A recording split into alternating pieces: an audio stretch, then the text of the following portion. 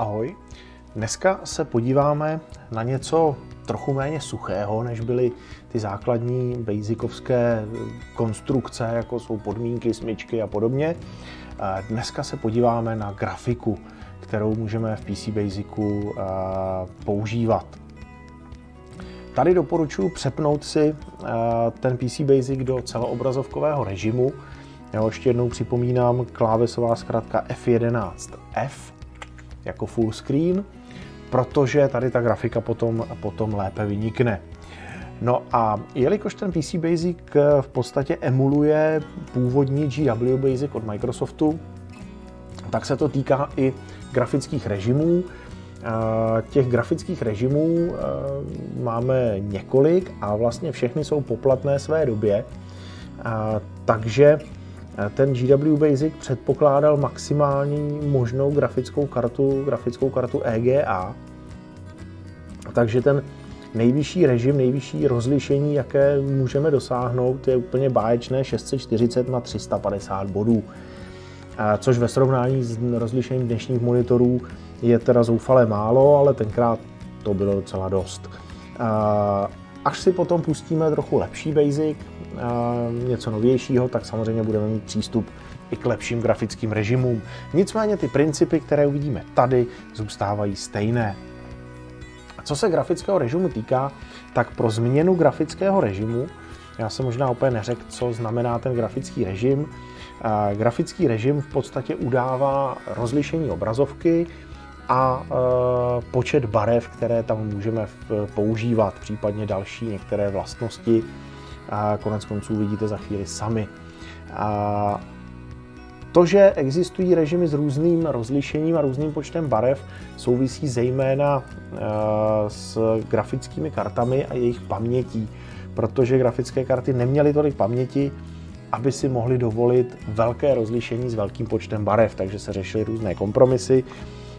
Dneska v podstatě rozlišení čehokoliv závisí na rozlišení vašeho monitoru, ale pokud třeba používáme nebo hrajeme některé 3D hry, to znamená ty nové hry, tak potom ta grafika se může v tom velkém rozlišení trošičku zpomalovat. A vlastně něco podobného uvidíme i tady. Tak, ke změně toho grafického režimu slouží příkaz Screen. On má několik parametrů, my to budeme používat teďka převážně s parametrem jedním, a to bude číslo grafického režimu. Já si ještě musím tady přepnout klávesnici, takže číslo grafického režimu. Ten režim, ve kterém se ten PC Basic spustí, je režim 0. Všimněte si, když napíšu Screen 0, tak se vlastně vůbec nic nestane. Ten Basic má dva režimy, nebo tři režimy textové. Pojďme to vyzkoušet.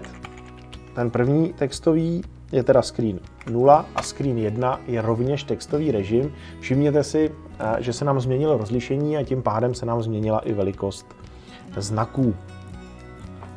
Můžeme zkusit se podívat ještě na Screen 2, který je rovněž textový. Ještě zajímavost toho Screenu 0, to znamená toho, ve kterém jsme začínali,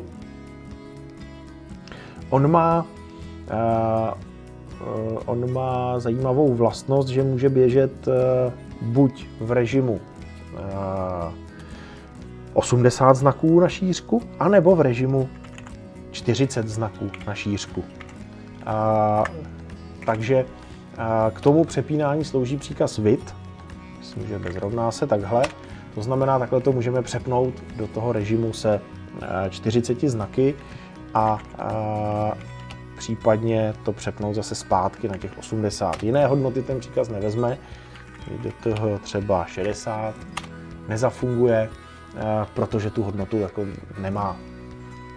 Jo, pokud bychom byli ve Screenu 1, kde ty znaky byly větší, a přepneme se do Screenu 0, tak on si tu šířku zachová, takže musíme se přepnout zase si přepnout tu šířku zpátky.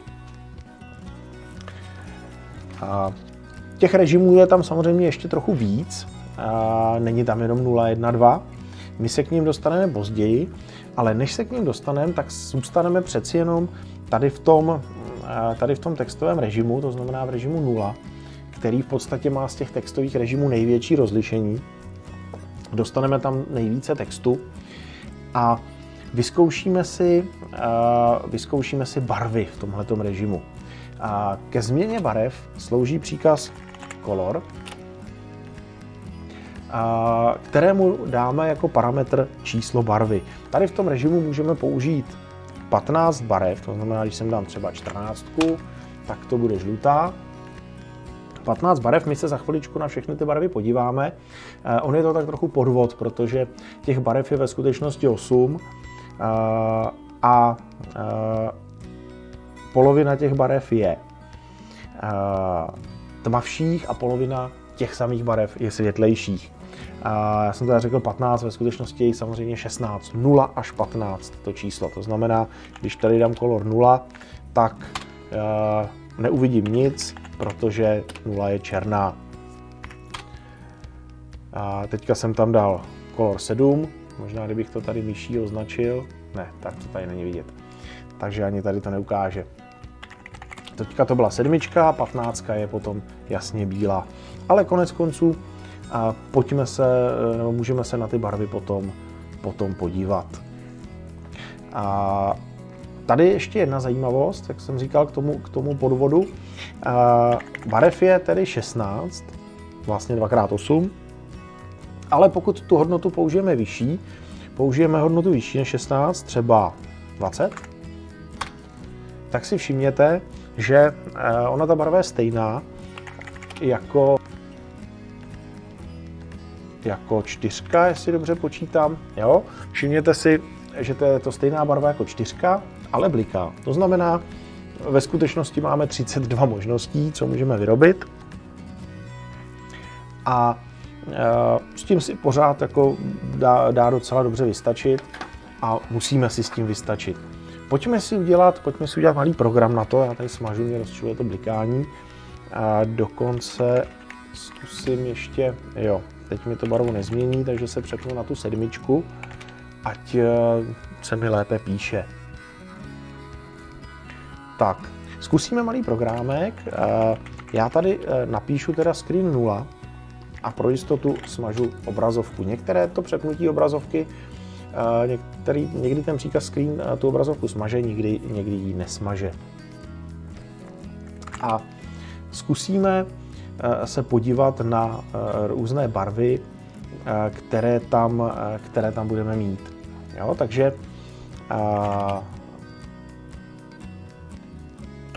budeme měnit barvu nejenom pozadí, ale budeme měnit i barvu popředí. Takže teda spíš obráceně, nejenom barvu popředí, ale i barvu pozadí. Já tady píšu a mluvím současně, takže občas přestávám přemýšlet. Takže B bude jako background.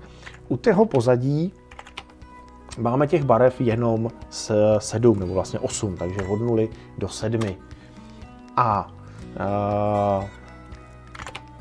těch barev popředí F jako foreground jsme říkali, že teda budeme mít 32, takže od 0 do 31. A ten příkaz color totiž má ty parametry 2. Takže jako první je barva popředí, to jsme si vyzkoušeli v tom přímém režimu, no a druhý parametr je barva pozadí. Nic zvláštního na tom není. A na řádku 50 si vytiskneme kus nějakého textu, protože budeme tisknout víc těch barev. Potřeba, aby se nám to tam vešlo, máme na šířku 80 znaků, takže když vytiskneme třeba 2 hvězdičky, tak se nám to v pohodě vejde a dám sem středník, aby se nám to lepilo za sebe. Jo, takže když se na to podíváme, máme tady teďka můžeme ukončit.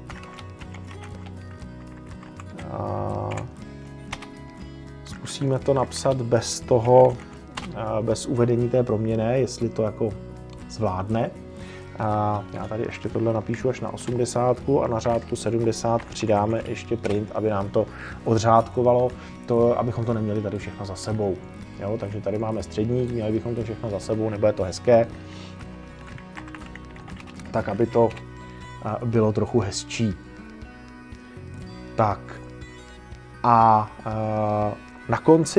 na konci si uděláme fintu, ještě jednu, na řádku 90, počkáme na stisk klávesy, protože ta poslední barva, a když konec konců nebudeme čekat na stisk klávesy, ale rovnou si nastavíme barvu 7.0. Ať když ten program skončí, ať tam nemáme tu poslední ošklivou barvu, která bude dozajista blikací. Tak, co by nám to mělo dělat? No, budeme měnit barvu pozadí i barvu popředí. V tom vnitřním cyklu měníme barvu popředí a držíme si tím pádem barvu pozadí. Takže tiskneme hvězdičky různými barvami popředí na jedno pozadí. Takže tady to bude vytvářet řádky odpovídající barvě pozadí. Takže 8 řádků, každý s jinou barvou pozadí a na tom budou potom předvedeny všech 32 barev popředí. Zkusíme to pustit. Tak a tohle je barevná paleta, kterou máme k dispozici v tom grafickém režimu 0. Vidíme tam i ty blikající barvy.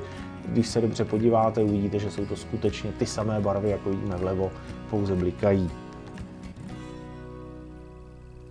Tak to byla ukázka barev v režimu 0, v textovém režimu 0. A pro tuto chvíli je to všechno a budu se zase těšit na setkání někdy příště.